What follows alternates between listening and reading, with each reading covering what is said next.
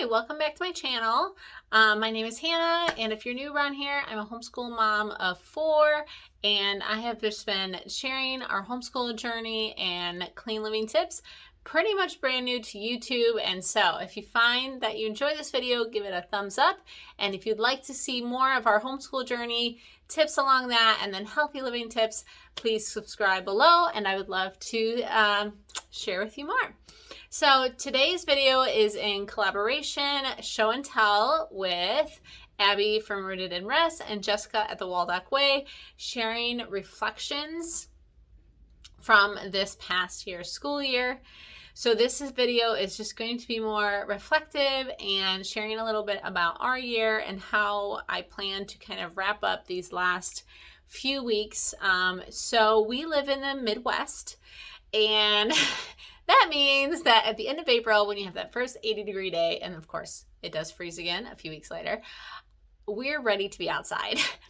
We have a very long winter, and I want to make the most of the sunshine, which means wrapping up the school year is happening because we want to be outside. And of course, this is life. We should enjoy life. And so I place a lot of value on giving children childhood. So I'm going to first just kind of talk through some of the things that happened this year, which make it a little less of a traditional school year. So I had a baby in January, and so I wasn't on YouTube at that time, and so I didn't really, on my Instagram, which I'll share my Instagram handle below, I shared a little bit about how, we were taking breaks and we changed some things over the winter just because I knew that was going to need bringing in our 4th little one into our home. And so for the winter season, we did some different unit studies, and we kind of broke up off of our regular curriculum that we were using, and I chose Simply Charlotte Mason, which was a lot of our group work, along with mystery history, and then we were doing the Burgess Simply Charlotte Mason Bird Study for Science, and a lot of it worked out well, and then some of the things that just fell apart. So I'm gonna be very honest.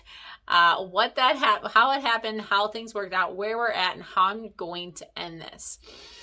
So, of course, you start off really strong and things went well, and then we had my little one. And so in December, we switched to Christmas curriculum, and then we had a little rough getting going again with a newborn in tow.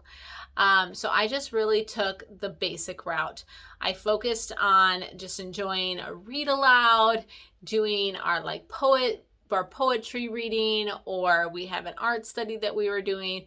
Just focus on the morning basket. That might take us 2 hours compared to a half an hour. But I focus on just enjoying it and not trying to just get all of it done, because that's not fair. It's not fair to the kids. It's not fair to the little one. And then I would have the girls do, my oldest 2 were in 3rd grade and 1st grade. So then, as I was able, we would do their independent work. So our days were very fluid for about a month or 2 while my little one was a newborn still. And it was just kind of schooling through the day. It was kind of like all day school, because it was like, between food breaks and snack breaks. And wow, if you have multiple kids at home and you're homeschooling, I'm sure you understand, it was fluid. It was very fluid. So those were some long days. But then around March, we got a rhythm again. My newborn wasn't nursing as often. I felt like we had a rhythm again. And so we were able to pick back up our history, which had kind of fallen to the wayside, and our science and more depth, that those things were just hard to keep up with. And also, my oldest daughter's math, she got a little bit behind in because she needed more of my help. So we plan on just continuing that through the summer. So perhaps that's you. Perhaps you've had a year, or in the past you've had a year where didn't quite go as planned because big life circumstances happened. And that's a beautiful part of homeschooling, though, to be honest, is your children are getting to learn how to handle real life experiences, learning how to work together as a family and contribute together, and just, it's life. It's truly life. And you're not really sacrificing the academics for them to be learning alongside you. My oldest daughter, Adelaide, she was in 3rd grade. She's an 8-year-old. She'll be 9 next month, which is its own thing.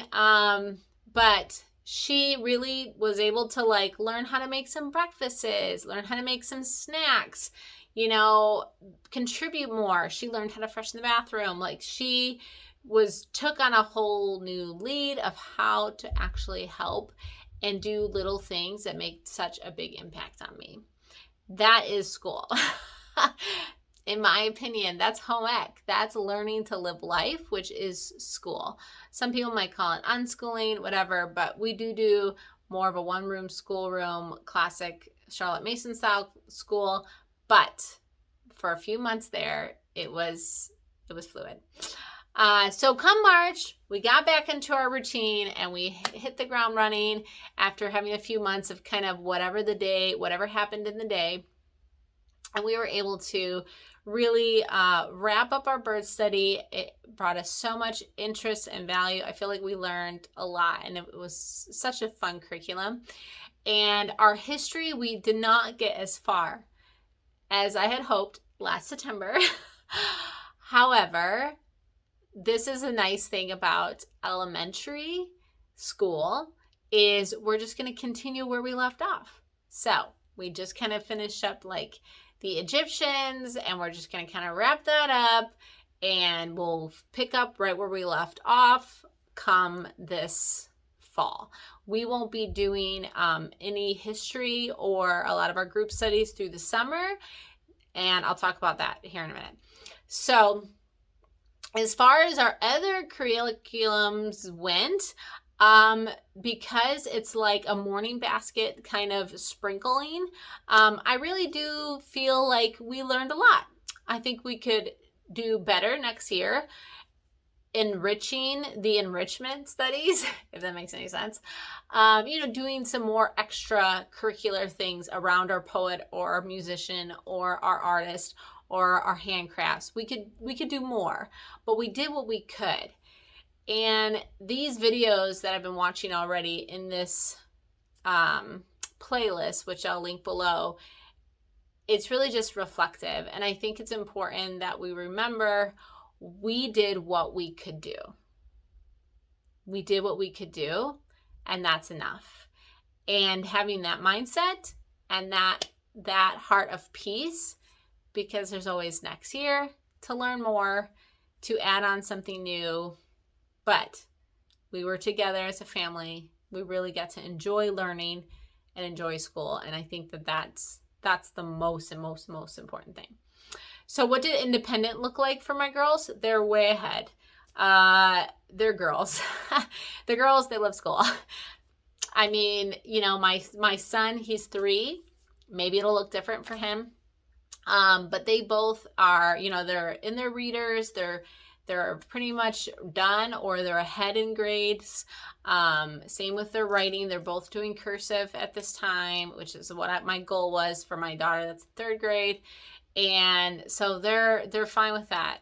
My 3rd grader did language and typing, and that was fine. Somehow, even with the little one, we were able to keep up that independent work. I mean, where we did it,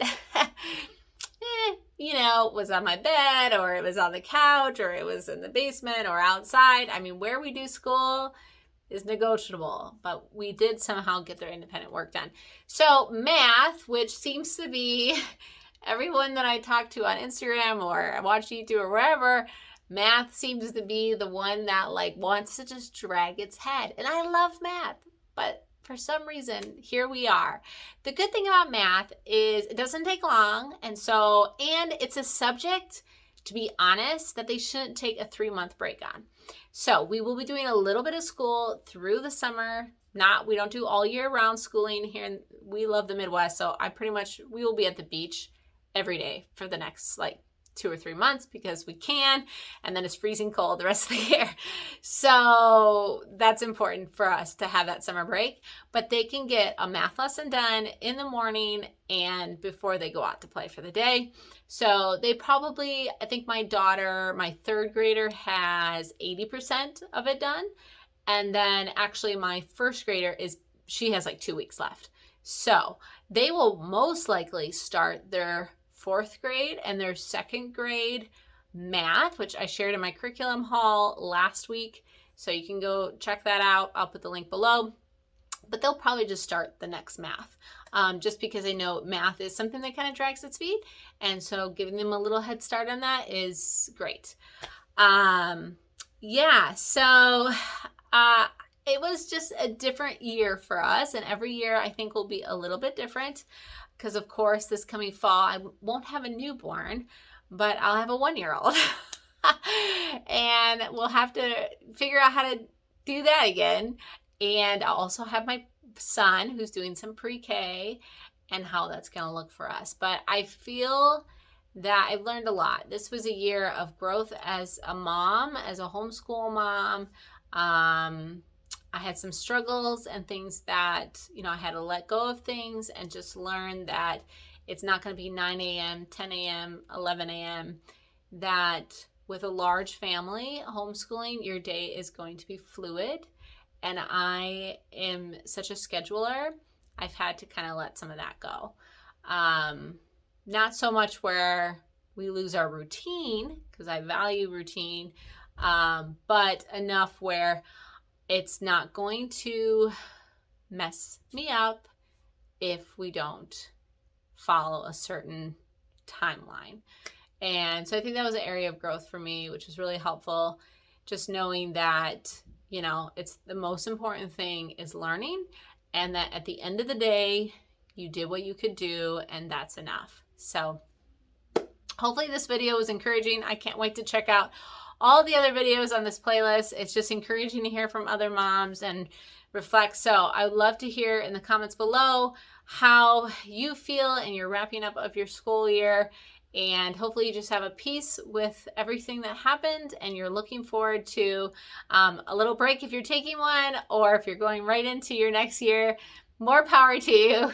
But I look forward to sharing more of our homeschool journey over the next forever how long, but over the next few months, just sharing the curriculum we're using and the things that we're really excited about. So thanks again for joining me, and I look forward to seeing you next time.